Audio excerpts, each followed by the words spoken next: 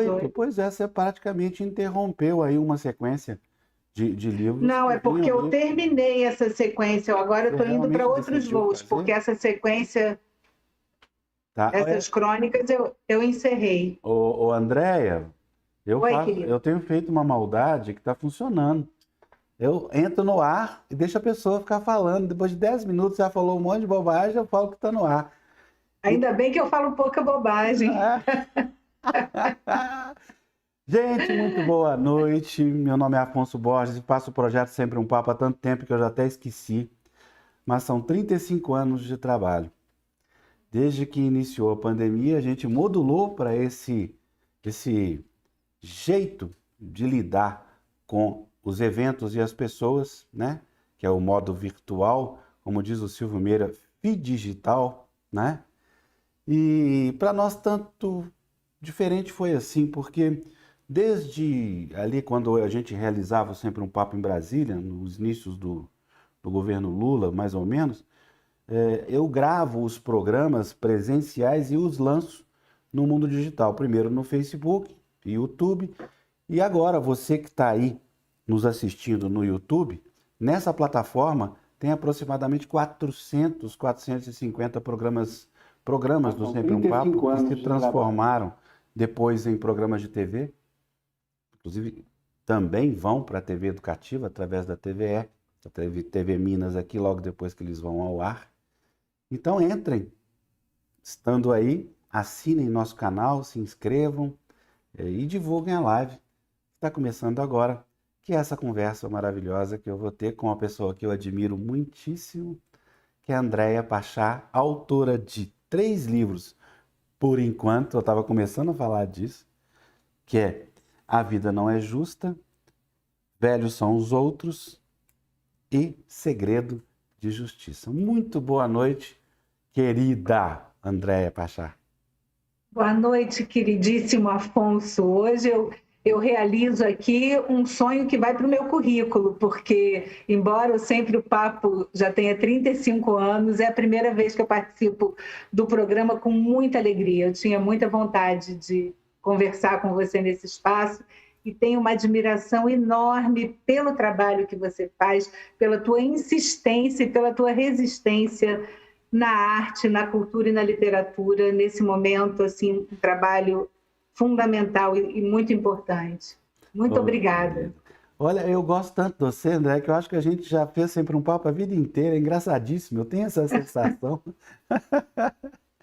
Eu sou penetra, né, Afonso? Porque eu frequento as suas lives assim com tanta intimidade que parece que eu estou entrando pela cozinha, sentando e tomando um café, porque é uma alegria e é melhor e é mais fácil pensar o mundo quando a gente está próximo de quem pensa o mundo do mesmo lugar da gente. Então, para mim também parece uma relação de amizade ancestral. Eu fico Eu muito também feliz, acho. muito Nós, feliz. nós temos pontos em comuns, né? Por exemplo, lá na live com o Sérgio Abranches, a gente sempre fala que ama a Heloísa Starling, ama a Heloísa Starling. Aqui nós dois podemos dizer com maior tranquilidade que a gente ama a Zueni Ventura, né? Nossa, amo de paixão. O Zuenir faz 90 anos e se esse ano não fosse tristemente o ano da pandemia, nós estaríamos celebrando o Zuenir com muitas festas pelo Brasil inteiro. Sem dúvida, eu E o estaria Zuenir, rodando não, também. não só pelo jornalista que é, mas pelo autor, pela generosidade, pela tranquilidade com que ele se aproxima de todo mundo, de todos os lugares, em todos os lugares que ele vai, ver o Zuenir em ação é sempre muito comovente. O Zuenir, eu brinco com ele dizendo que eu só escrevi o meu primeiro livro para ele poder escrever a orelha, porque eu queria ficar com ele guardada na estante. O Zuenir merece André, todas as homenagens. André, eu acho que esse é um bom jeito da gente começar o nosso papo, ao invés de ficar fazendo perguntas a respeito da sua formação, essa coisa toda. Eu queria buscar uma referência comum entre nós e queria que você falasse de onde ele ampliou a sua alma, que é o Alcione Araújo. Falar do Alcione com você e nesse ambiente que é das Minas Gerais, para mim, é muito emocionante. O Alcione foi uma das pessoas mais importantes que eu encontrei na minha estrada. Eu já era advogada, eu me formei muito cedo, eu tinha 21 anos, quando decidi que queria trabalhar com outras coisas. E fui procurar o que eu ia fazer e encontrei um curso de roteiro de cinema e o Alcione era o professor. A partir de um curso de 4 semanas na CAL, na Casa de Arte de Laranjeiras, nós estabelecemos um vínculo que atravessou a minha vida até o dia que ele morreu.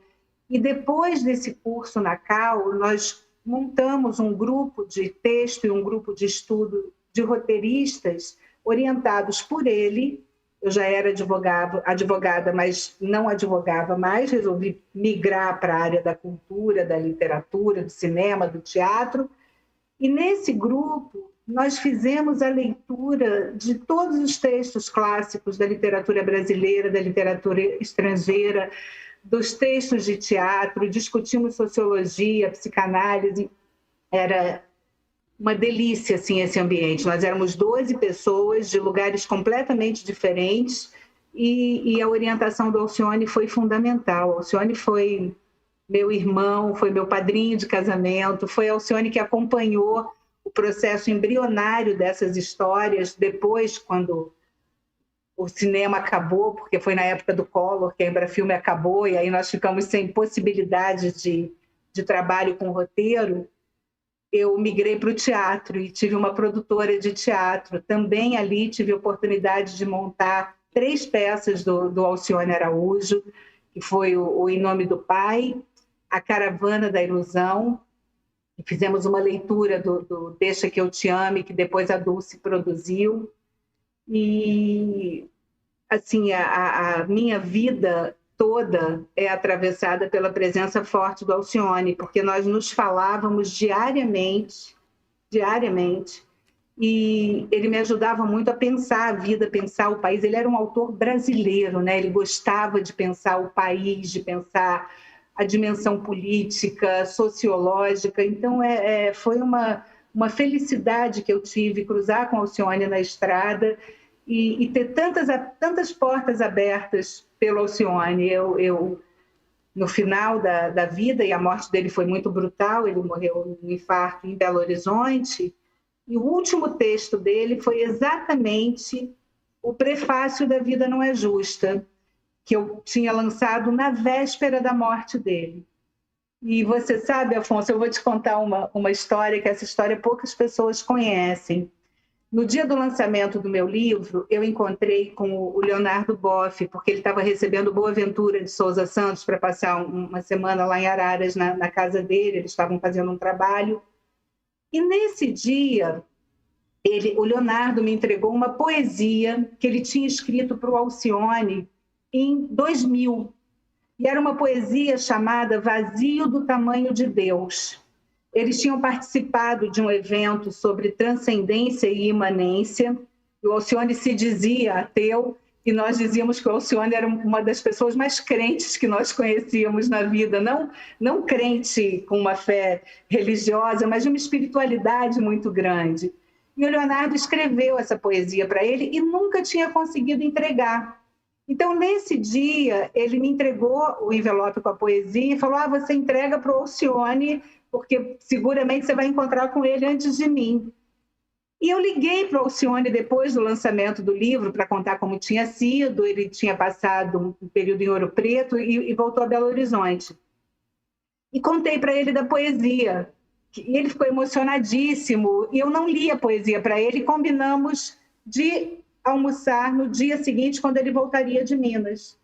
E eu acordei na madrugada com um telefonema da Dulce me contando que ele havia morrido. Então, essa poesia não chegou ao Alcione, mas eu fiquei muito impressionada com a forma com que essa poesia transitou ao longo dos anos, até chegar na minha mão, e com o fato dele ter publicado esse último texto, que foi o prefácio do meu primeiro livro.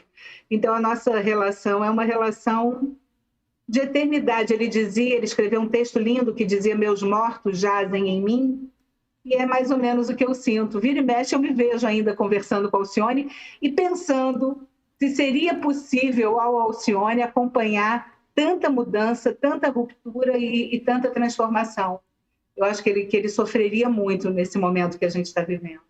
É muito legal a gente falar do Alcione, porque o Alcione, ele me aproxima de tudo que eu acredito de verdade. Sempre tive essa relação com ele, com uma questão da própria humanidade. Ele é uma pessoa extremamente humana, sensível, equilibrada. Ao mesmo tempo, a sensibilidade à flor da pele dele nunca impediu dele fazer análises muito duras, às vezes, da própria realidade. Nunca impediu e nunca o cerceou até de um vocabulário muito elaborado, até nos momentos de muita sensibilidade. Quando a gente está em momentos muito complicados, é difícil exercer o controle adequado do vernáculo. É difícil. O Alcione não. O Alcione tinha esse dom de saber conciliar o seu coração, o que estava acontecendo no coração dele, com a sua literatura, como você disse, muito brasileira, muito autêntica, muito humana, com o que estava acontecendo ao redor. Eu tive longas conversas, eventos do Sempre um Papo, quase todos os seus livros eu fiz os lançamentos, e fico muito feliz de estar começando esse papo falando com o Alcione, porque o Alcione nos aproxima de ingredientes e de elementos que nos faltam agora. E que você acabou de falar muito bem de todos eles. É uma forma de enxergar o país e de enxergar a vida. É um exercício permanente de questionamento, de curiosidade, de complexidade, porque tem isso, né? O tempo todo o Alcione trabalhava com a complexidade das personagens, com a complexidade das histórias, com a sofisticação mesmo do pensamento crítico e de uma maneira muito clara. Eu era muito mais jovem do que ele e eu já tinha feito uma faculdade de Direito e eu digo que eu aprendi a ler verdadeiramente a partir dessa experiência. Tanto que quando eu voltei para o Direito, que eu resolvi fazer um concurso para a magistratura, depois de transitar pelo cinema, de transitar pelo teatro, e foi em um momento que eu escolhi ter filhos e fiquei pensando na estabilidade, porque, infelizmente, Afonso, a gente vive num país muito cruel para quem trabalha com cultura, para quem trabalha com arte, especialmente para quem trabalha com teatro. O teatro assim, o artista de teatro é um herói nesse país. E eu queria ter mais estabilidade, ter mais segurança. Para mim, estava muito difícil continuar produzindo. É um período pré-Lei Rouanet. A Lei Rouanet ainda não existia. E para você ver que eu sou uma mulher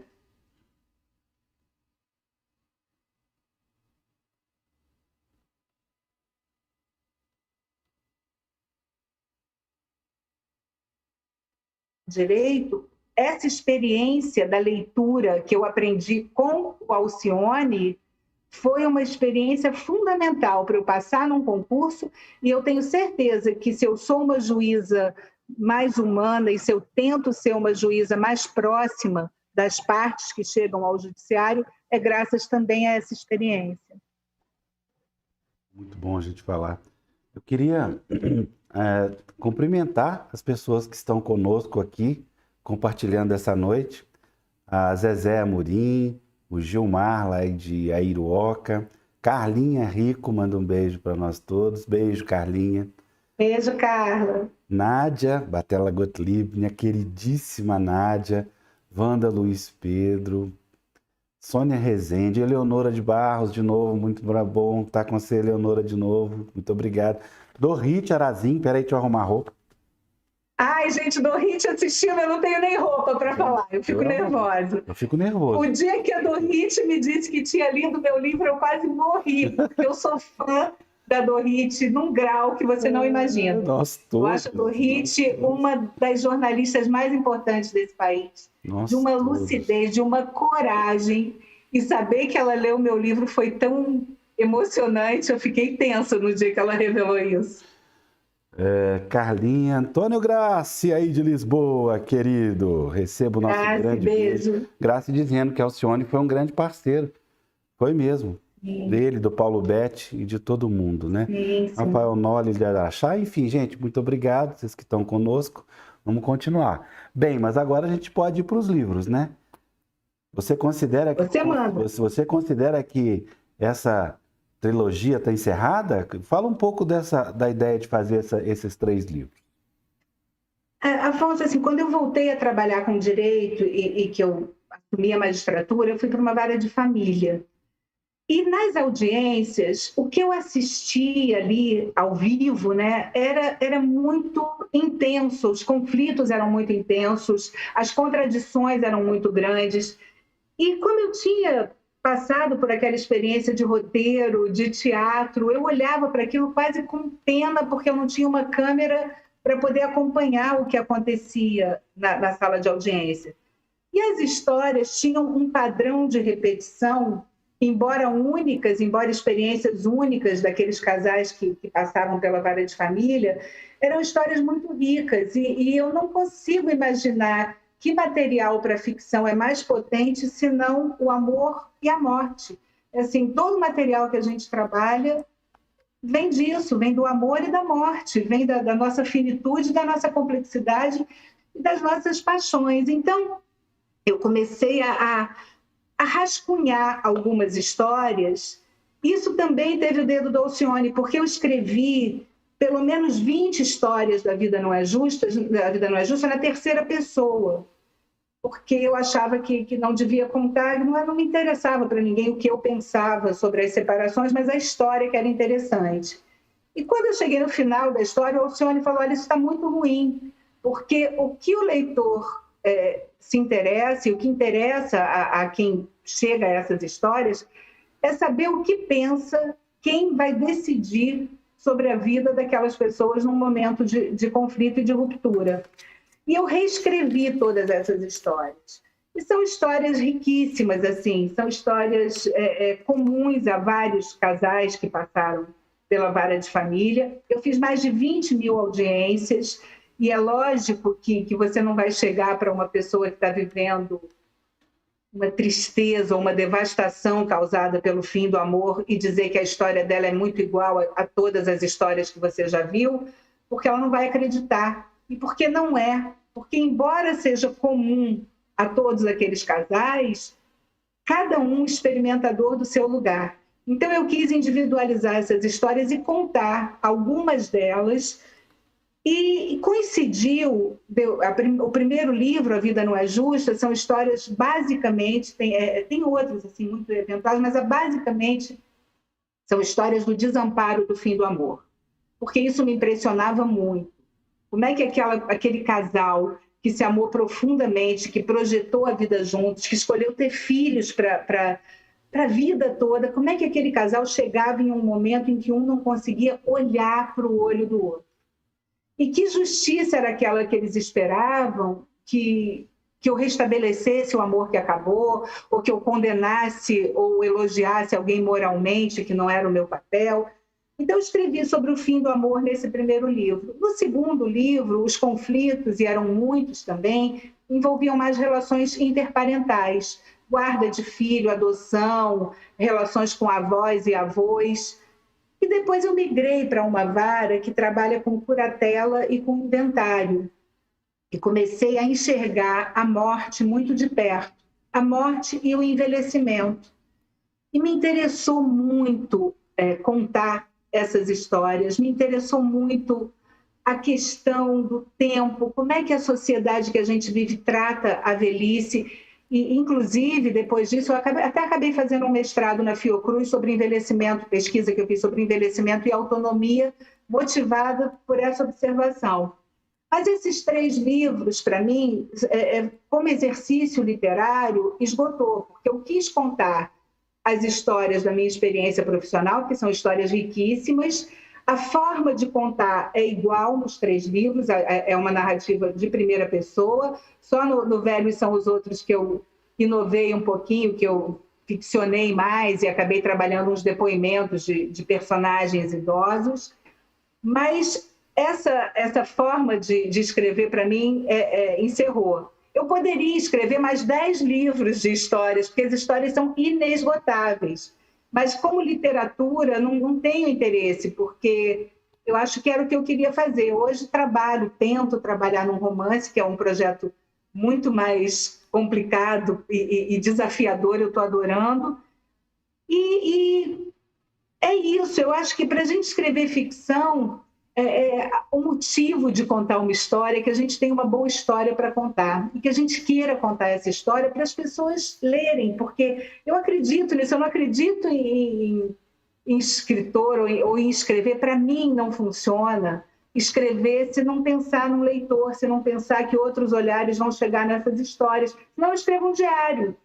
Se eu escrevo para publicar, eu tento encontrar uma história que seja prazerosa para eu contar, que seja importante, que eu acho que deva ser contada, mas que interesse também aos leitores, porque é uma troca muito grande e é muito legal quando as histórias que a gente escreve chegam a tantos olhares e são ressignificadas, e eu tenho um retorno muito grande, uma experiência nisso muito grande por causa dessas histórias, e acho também que por causa do meu lugar de escrevê-las, porque tem uma curiosidade, as pessoas têm uma curiosidade de saber, primeiro, como é que uma juíza não escreve em juridiquês. Isso fica todo mundo assombrado, como se o juiz só conseguisse escrever em latim. E depois, porque são histórias muito humanas e reproduzem a experiência de todo mundo, rico, pobre. A vara de família é um ambiente muito democrático. E são histórias que também falam desse Brasil, sabe, Afonso? Porque quando eu conto as transformações das relações e das famílias nas últimas 2 décadas, eu conto também a mudança pela qual o país passou nessas 2 últimas décadas. Tanto na perspectiva econômica, de classe social, quanto na perspectiva valorativa, do que era importante, do que deixa de ser importante, com relação aos preconceitos, o que era preconceito, o que era proibido, o que o Estado brasileiro protegia quando não deixava um homem casado reconhecer os filhos que nasciam fora do casamento, o que o Estado brasileiro ampliava de preconceito quando impedia que as uniões homoafetivas fossem reconhecidas como casamento e como família. Então, são muitas mudanças e é um universo muito rico. E aconteceu também da política atravessar essas histórias, porque a vida privada foi tomada por decisões políticas depois da queda do Muro de Berlim, né? As grandes ideologias saíram da pauta da cidadania, quase como se fosse impossível lutar nessa frente, porque o modelo hegemônico econômico ganhou e era um modelo único. E aí o que passou a ser pauta política? Os direitos fundamentais, exatamente aqueles que diziam respeito à identidade, a gênero, a subjetividade. Então, o direito também passou a ter um olhar para essas relações. É um universo muito rico. Eu me sinto muito privilegiada de poder olhar essas histórias e contar. André, fico aqui pensando na finitude das coisas, né? Porque a justiça é, de certa forma, onde as coisas terminam. Claro que ali elas podem tomar outro rumo, mas ali elas têm um ponto para se encerrar. Nesse ponto, principalmente com o tempo que a gente já conversou um bocado sobre a questão das varas de família, e dando uma de Paulo Mendes Campos, a minha pergunta é a seguinte: o amor acaba ou acabam com o amor? O Leminski diz, né, amor então também acaba? Não que eu saiba. Eu sei que ele se transforma numa matéria-prima que a vida se encarrega de transformar em raiva ou em rima. Quando termina em rima, vira literatura, vira poesia. Quando termina em raiva, vira processo e chega na minha vara. Então, eu trabalho com o amor que chega ao fim. Não sei se o amor acaba, Afonso, mas o amor romântico, como culturalmente idealizado e vendido como um projeto definitivo e eterno, esse acaba. E o que eu acho mais... pode acabar. Nós sabemos que alguns casais têm a sorte de caminhar juntos pela vida inteira até que a morte os separe. Isso pode acontecer. Não é? O nosso Guimarães não dizia que sorte é merecer e ter. Então, alguns casais têm essa sorte. Mas o que eu acho mais grave é que quando você idealiza as relações para esse lugar da eternidade, e que você se confronta com o cotidiano, e o cotidiano não é exatamente um filme de Hollywood ou um romance que termina com um beijo, as pessoas se sentem muito frustradas quando se veem diante do fim do amor, como se elas fossem culpadas porque aquela relação não deu certo, porque não chegou à eternidade. Não tem nada pior do que um modelo de perfeição para você se confrontar no cotidiano. E o que eu acho bonito dessas relações, e todo mundo fala assim, mas você acredita no amor, você acha que...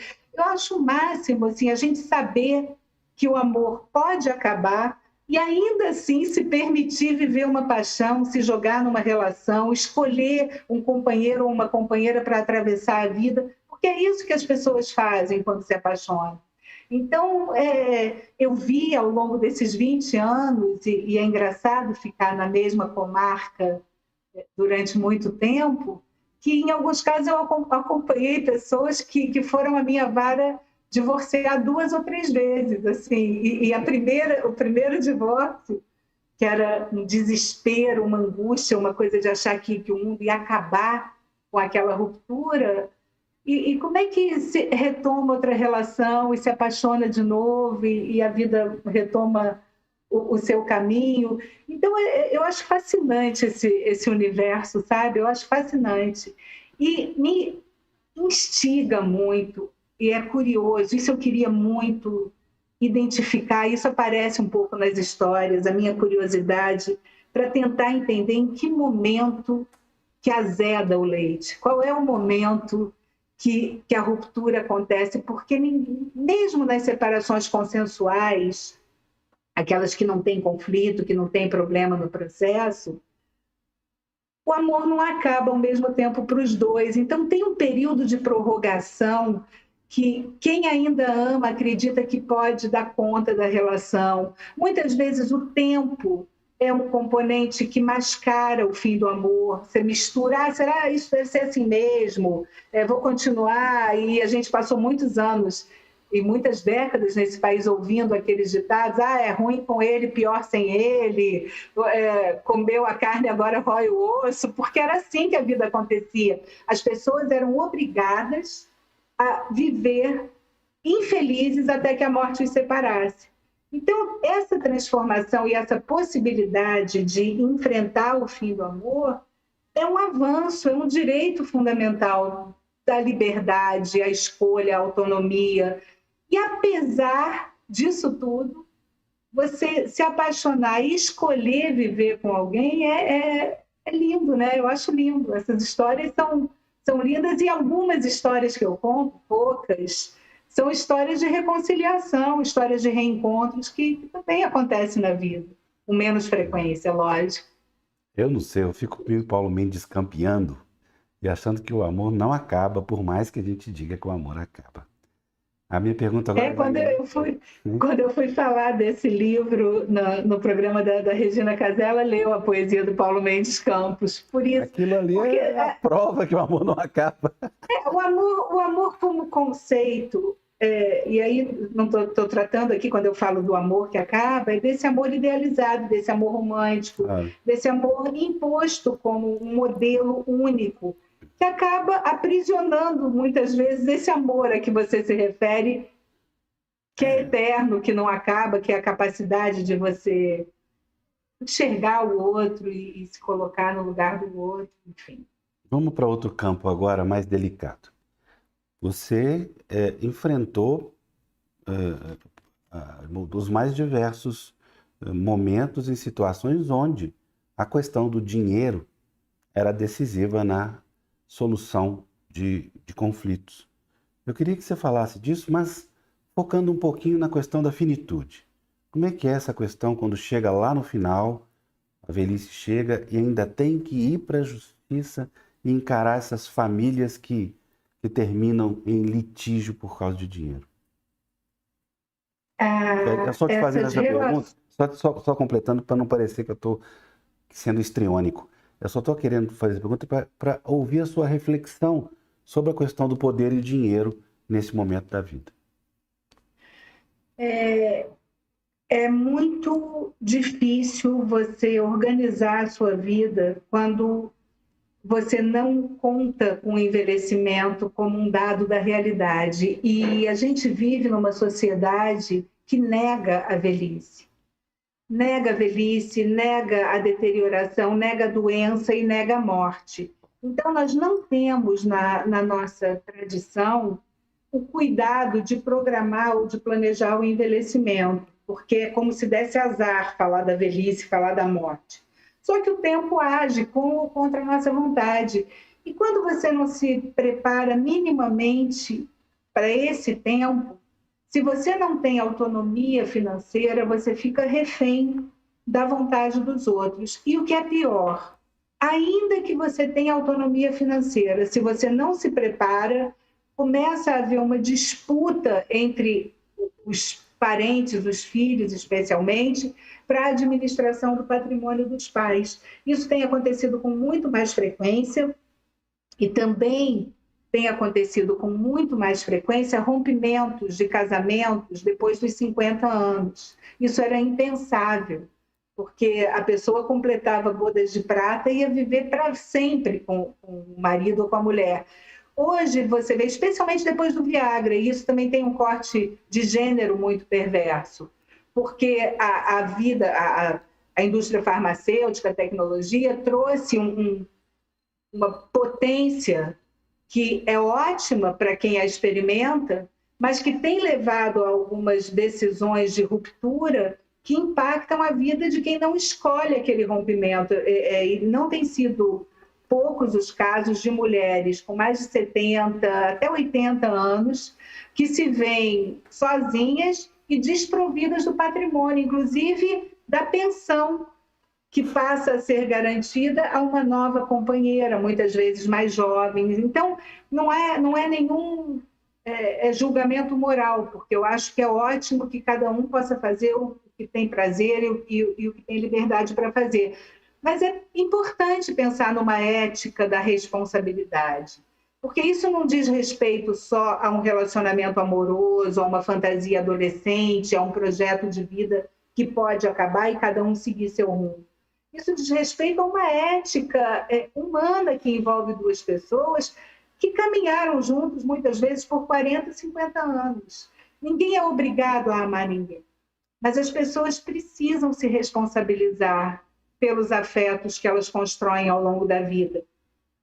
E isso, Afonso, numa sociedade do espetáculo, numa sociedade que afirma o narcisismo e o hedonismo como valores, fica cada vez mais difícil.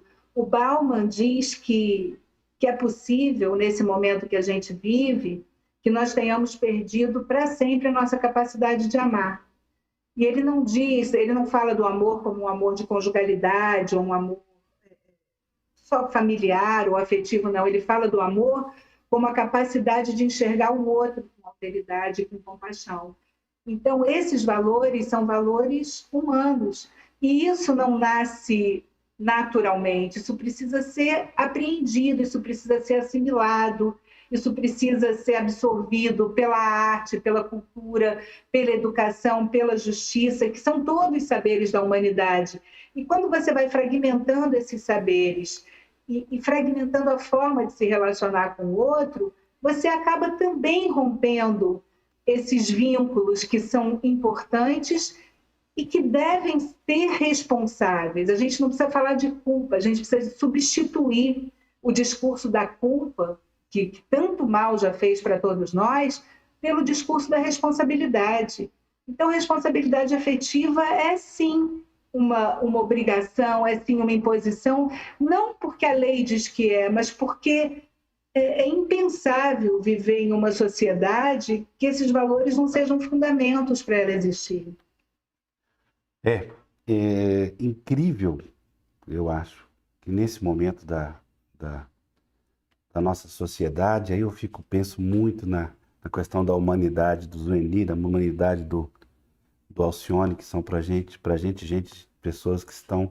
Eu estava até pensando, eu fico te ouvindo, às vezes eu ouço de forma análoga o Alcione, Que engraçado, gente. Não sei se você está Porque lembrando dele ele aqui. foi meu orientador de alguma forma. Eu acho que o Engraçado. Alcione está presente em muito do que eu penso, Eu sou capaz de sabe? imitar o Alcione, você acredita? Depois eu vou imitar ele. Que jeito de falar assim. Eu morri, eu brinquei. Ele era um amor. Eu tomava conta das minhas filhas. A gente viajava junto, por exemplo, foi para Tiradentes.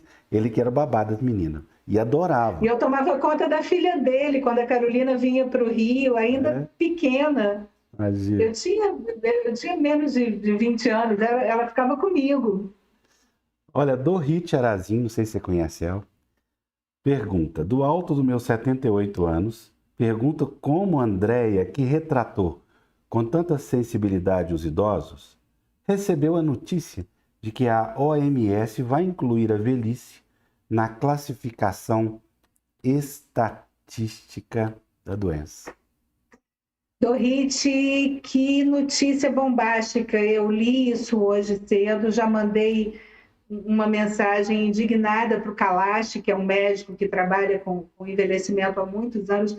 Isso é uma indignidade, porque é um dispositivo, mais um dispositivo que amplia o preconceito. Que existe preconceito contra a velhice já é fato. Agora, estabelecer a velhice como doença é de uma perversão e de uma crueldade que só atende a interesses econômicos, porque se você estabelece a velhice como doença, você vai ter filtro para planos de saúde, para seguros, para serviços, para empréstimos bancários. Isso é de uma crueldade. Eu espero que isso não chegue ao fim, porque houve uma aprovação prévia, ainda não há um CID para a velhice, e eu acho que a gente precisa se mobilizar para impedir que uma perversão dessas aconteça. O que é assustador, Dorit, é que alguém tenha a ideia de praticar uma crueldade dessa natureza e que haja um grupo que assimile essa classificação como possível, porque assim, eu não tenho nem o que dizer, porque é tudo tão absurdo, é tão preconceituoso, é tão antinatural, é tão anti-humano. Seria mais fácil estabelecer um prazo de vida para a sociedade, de tanta crueldade que isso significa. Então, o nosso ministro, outro dia, falou indignado que todo mundo quer viver 100 anos. Felizmente, todo mundo quer viver 100 anos e todo mundo merece viver 100 anos, porque a longevidade é um direito humano fundamental, a autonomia na velhice é um direito humano fundamental. Tratar a velhice como doença é tudo o que nós não precisamos para enfrentar o envelhecimento, que é uma realidade mundial, infelizmente já impactada pela Covid, porque no Brasil já se reduziu a longevidade em 2 anos depois do início da pandemia. Eu estou muito indignada, Dorit, estou muito indignada e eu espero mesmo que os órgãos se mobilizem, que os profissionais que trabalham na área se mobilizem, e a gente precisa impedir que mais esse avanço de crueldade, de desumanidade aconteça.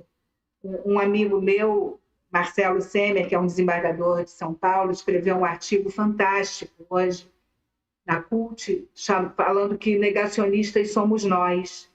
E em alguns momentos eu começo a achar que nós somos negacionistas mesmo, porque nós estamos vivendo num mundo cuja deterioração acontece a olhos vistos e nós continuamos insistindo na afirmação dos valores de humanidade, nos direitos fundamentais, na ética, no afeto, na amorosidade como valores.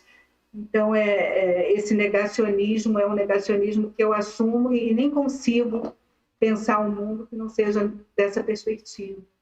A Leonora de Barros pede para você mandar esse gênio para o Japão, onde os idosos são valorizados pela sua sabedoria. E isso é interessante, né?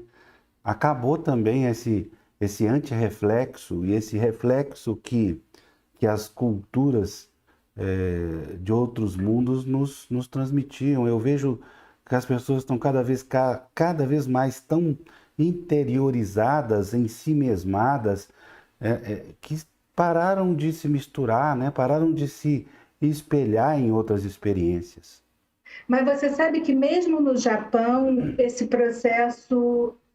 também avança. Esse modelo econômico de concentração é perverso para qualquer grupo que não seja utilitário, produtivista e consumista. Então, o reflexo disso chega também ao Japão. O Japão tem um dado que, quando os casamentos acontecem, é incumbência das mulheres cuidarem dos idosos do marido. Então, a responsabilidade pelo cuidado com o sogro e com a sogra é das mulheres. E você sabe que tem diminuído o número de casamentos no Japão, porque as mulheres não querem mais assumir esse compromisso de cuidar dos idosos. E tem muitas histórias tristes e trágicas também no Japão de solidão no envelhecimento, que acaba sendo um processo muito solitário, de mortes solitárias. Envelhecer é um projeto da sociedade, não é um projeto do grupo que envelhece, porque é uma questão de tempo. Todo mundo que não morrer jovem vai envelhecer. Então, o que nós cuidamos quando a gente pensa na velhice, na autonomia, na liberdade que tem que ser garantida, o que a gente está falando é do nosso direito a viver mais. Se a gente não consegue ser altruísta, pelo menos egoísta a gente consegue, porque nem que seja para que eu envelheça de uma forma mais sustentável, eu tenho que brigar e defender a autonomia e a liberdade na velhice. Andréia, você cruzou uma linha transversal em diversas disciplinas, digamos assim, em diversos campos do conhecimento. Uma pergunta bem simples, mas é importante para mim a sua resposta. Qual que você acha que é o papel da arte nesse momento no mundo? Ai, Afonso, que pergunta difícil. A arte, para mim, sempre teve um lugar de respiração, de transcendência, porque a vida não dá conta. A gente não suporta a vida do jeito que ela é. A vida concreta, essa vida que começa com o nascimento, que termina com a morte e que tem a velhice atravessada no meio, que tem a doença, que tem a deterioração, essa vida é muito pesada. Então, a gente, na arte, transcende essa impossibilidade da eternidade. A arte, para mim, tem esse papel, é um papel de transcendência. E o que eu tenho percebido, e isso tem me afetado, é que a realidade está tão dura e tão concreta porque nós nunca tivemos a experiência de acordar e dormir com a morte na nossa porta, todos os dias, há mais de um ano. E nós temos vivido essa experiência, uma experiência de dor crônica, que não tem permitido nenhum tipo de respiração. E nesse momento, se não tivesse a arte, eu não sei como é que seria possível respirar. Eu tive muita dificuldade de ler, de me concentrar, mas foi pela poesia, foi por um filme ou uma música que eu consegui respirar. Eu acho que a arte é o espaço da respiração. Eu não consigo nem imaginar o que é a vida sem a possibilidade da representação. Seria, para mim, uma linguagem impensável.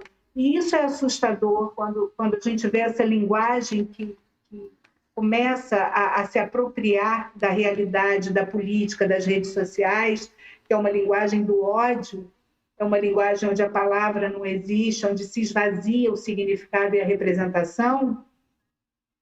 Eu não sei que convívio social e que pacto social e que civilização é possível nesse ambiente. Porque nesse ambiente não tem arte, você não consegue transcender, você não consegue fantasiar, imaginar, ser curioso. E eu acho que a gente vai precisar encontrar um caminho para a arte que não seja tão próxima da distopia. Há algum tempo, eu tenho me incomodado muito com as produções, não só de literatura, mas de teatro, de cinema, que é uma distopia permanente, permanente, permanente. A gente não tem conseguido falar de nada que não seja distópico. E quando você procura na representação alguma coisa que suplante a realidade, a gente precisa começar a exercitar de novo alguma beleza, alguma ludicidade, alguma respiração que nos faça seres humanos melhores, sabe?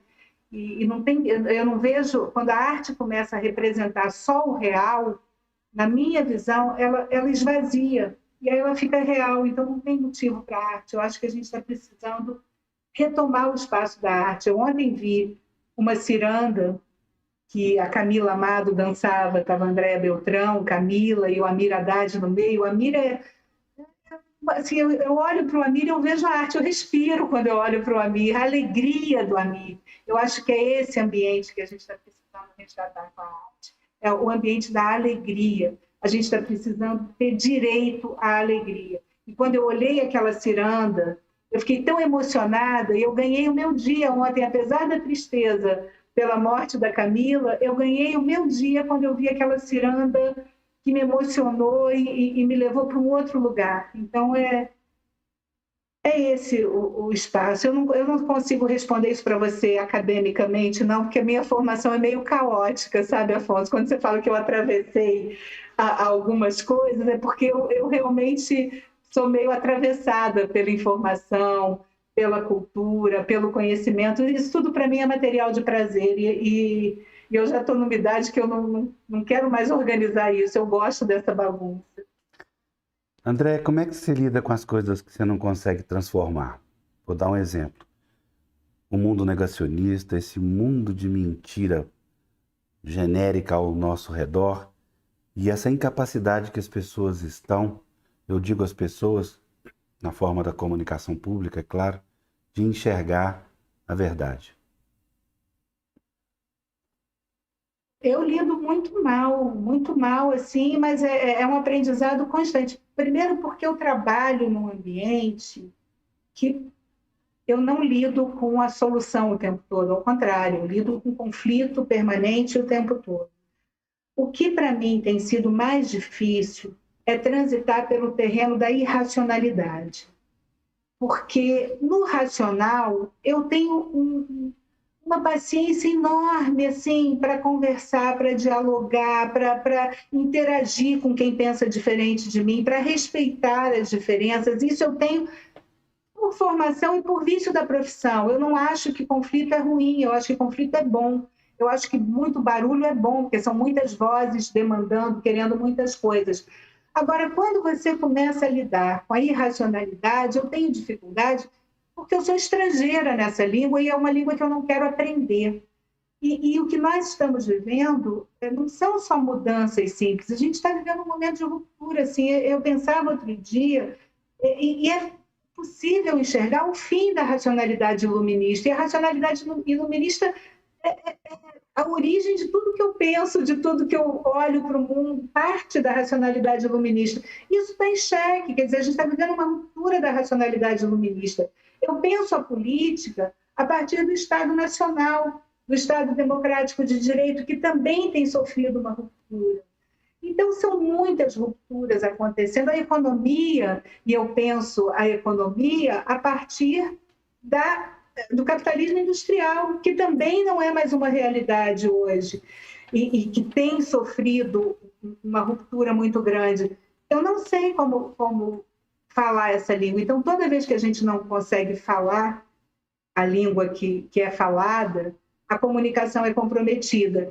E como eu sou uma pessoa da comunicação, do diálogo, da busca do diálogo, eu tenho muita dificuldade. Eu tenho evitado as redes sociais, já briguei muito em rede social, agora eu aprendi a parar de brigar, porque não melhora a minha vida, não melhora a vida de ninguém, e a gente fica falando para bolha e pregando para convertido. Não me interessa viver num grupo que só concorde comigo o tempo todo e que não me critique, mas também não me interessa participar de grupos que não raciocinam, que não têm pensamento crítico, que odeiam. Então, tem um limite para o respeito e para a tolerância, que é quando o outro quer te silenciar. Quando eu tenho que conviver com quem tenta me silenciar, não tem conversa, porque é impossível transitar por esse ambiente. Então, eu lido com preocupação, eu lido com angústia, eu fico buscando possibilidades de encontrar caminhos e atalhos de sobrevivência. E, nesse momento, o que eu aprendi com Amos Oz é que o afeto e o humor são as ferramentas mais importantes para a gente lidar com o fanático, para para conseguir conviver com o fanático, porque você não vai convencer o fanático não vai entender a linguagem racional, e você precisa ter humor e afeto, porque essas linguagens são impossíveis ao fanático. E a linguagem que a gente ama, que a gente sabe não, falar. agora você matou a minha próxima pergunta, não tem nem graça agora. Ó, primeiro, falando em afeto, agradecer ao nosso Sérgio Ramos, muito obrigado pelo seu trabalho conosco, tradutor de Libras, Sérgio está conosco. Obrigada, Sérgio. Como eu sempre faço, fala aí, por favor, como é que fala Andréia Pachá?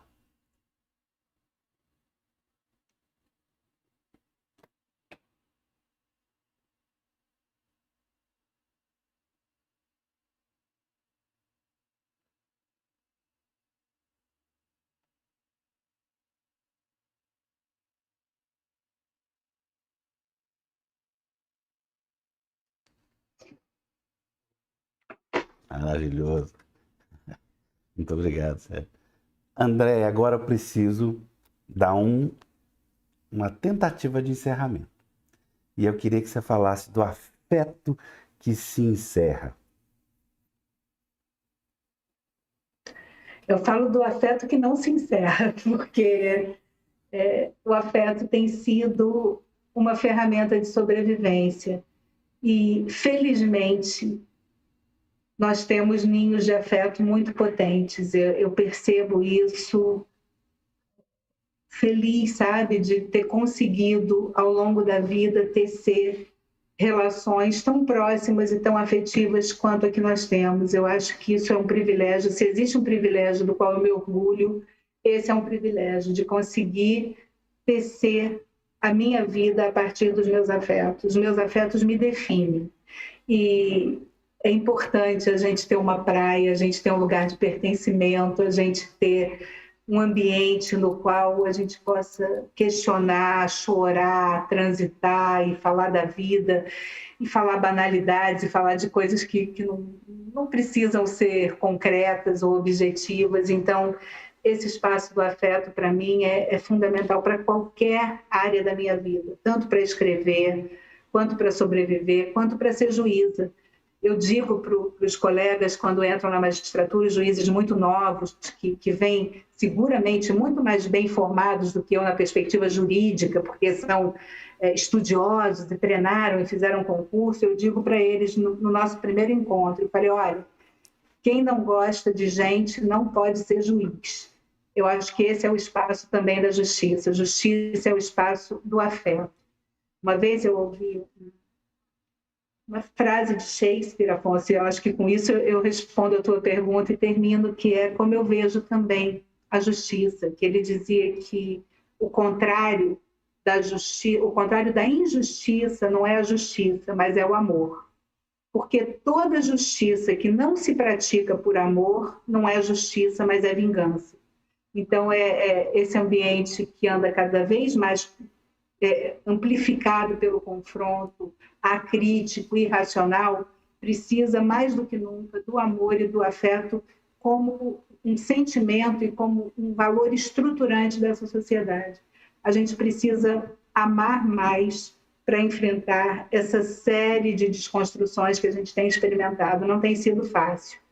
Não tem sido fácil, mas eu acho que juntos, nessa rede afetiva, é mais possível que a gente sobreviva e continue lutando, porque a história da humanidade é uma história de luta. A gente nunca teve nada pronto em algum momento da história ou da vida.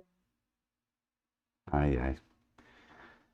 Maria Edina Portinari, minha priminha do coração, ainda bem que você chegou. Está aqui muito bem, quem não gosta de gente não pode ser justiça. Nema Castrup, muito obrigado pela presença.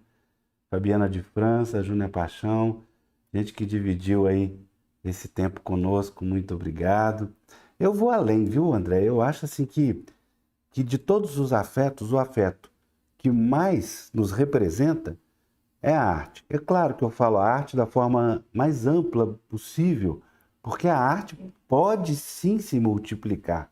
Eu não falo da arte com suas 5 ou 6 áreas, eu falo da arte do artesão, a arte do sábio do interior que mal sabe ler, né? Essa arte que se amplifica nos saberes humanos. E é isso que vai nos salvar, não tem outra condição. A política está abaixo desse saber. É isso que as pessoas que estão por aí em cima, tentando manipular, não estão entendendo. Eles estão abaixo. A política está... Esses saberes do homem, saberes praticados por gente simples, pobre, humilde, negra, mestiça e tudo aí, está acima disso tudo. Vai chegar no momento em que isso vai se diluir e as coisas vão ficar claras. Mas, limpando a minha pergunta para pedir o seu encerramento, é literatura. Que história é essa desse romance aí? Pelo amor de Deus, me fala qualquer coisa. Não, esse romance ainda tá embrionário, mas é a história que eu tenho vontade de contar. Eu nasci em 64, e como toda a minha geração que nasceu em 64, a descoberta do Brasil foi uma descoberta lenta e gradual, e sem confronto com a verdade, a história e o passado. Então, a gente tem muitas histórias contadas desse período, de pessoas que viveram os anos 60, que viveram as rupturas. Nós temos muitas histórias contadas depois, mas a minha geração é aquela geração do parênteses, aquela geração que cresceu silenciada pela ditadura.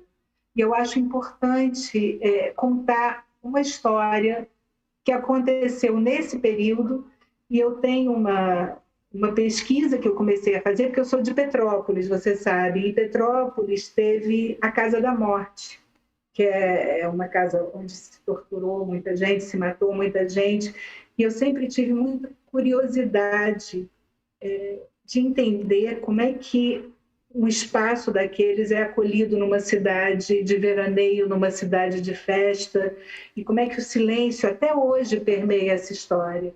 Então, eu tenho trabalhado nisso. Não é uma história política, mas a política é o pano de fundo, é uma história de amor, que são as histórias que eu sei contar, e é isso, o romance é desse período, ainda é embrionário e muito difícil e diferente, porque essa forma de escrever crônicas, eu escrevo sempre textos curtos, crônicas, e tem sido assim um desafio, mas é muito prazeroso. Eu espero que essa pandemia passe, que esse pesadelo termine, para eu conseguir retomar a vontade e o desejo de mexer na ficção, porque por enquanto eu estou tentando sobreviver à realidade. André, Dorit disse, olha o presentão que você nos deu. Concordo, viu, Dorit? Essa André Paixão é um presentão pra gente. Presentão eu vou ganhar quando a gente estiver vacinado e eu conhecer a Dorit ao vivo, porque agora é meu sonho de consumo. Isso vai ser rápido, vai acontecer rapidamente. Muito obrigado, Andréia. Eu não vou despedir muito assim, não. Falar até daqui a pouco, até já, né? Até já e... É que amanhã já estou eu de penetra na sua live das 2 da tarde de novo. Até daqui a pouquinho de novo, mais tarde no nosso grupo, ou daqui a pouquinho no nosso grupo. Dizer que presentão também, né, André? É Dorit na nossa vida, né? Dorit, Hélio.